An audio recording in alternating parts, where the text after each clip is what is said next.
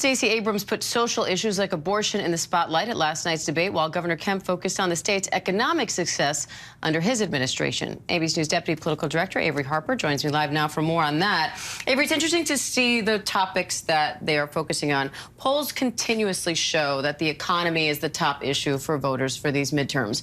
How is that factoring into these debates and the way these candidates are running? Right. Well, we continue to see Republicans really hammer Democrats on the economy, pointing to policies that they say have caused this current economic climate in rising inflation, this soaring cost of living that many Americans continue to struggle with, whereas we see Democrats talk about legislative victories like the Inflation Reduction Act and the possibility that we could see economic conditions improve because of said policies. And what about issues like abortion, guns, crime, et cetera? Right. Well, we continue to see Democrats really put abortion at the center of their conversation as we head into the election season. I mean, we're even going to see President Biden speak about it today. He said he's going to present a clear choice to voters, Democrats who want to codify Roe and Republicans who support restrictions for abortion. So we'll continue to see those conversations had. But again, the economy remains the top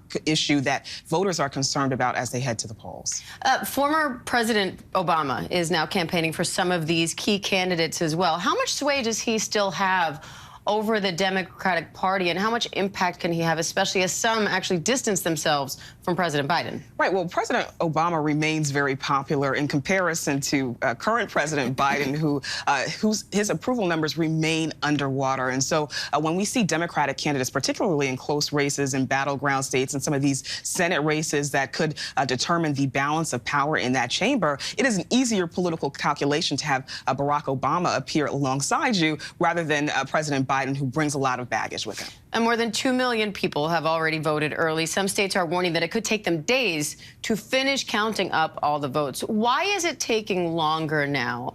And is that influencing any candidate strategies? Right. Well, if you talk to elections officials, oftentimes they will tell you that every single vote has never been counted on election night. Now we have a larger portion of mail-in votes, of absentee votes, things that take a longer time to count than those in-person election day votes. And that is the reason why it could take some time for those votes to be counted. Now, we've seen Republican candidates speak about election integrity and try to indicate that something nefarious could be going on if those votes take longer to count. But that's just not the case. But it's not going to stop them from taking advantage of it come election night and the days after. What are some of the key races you're watching?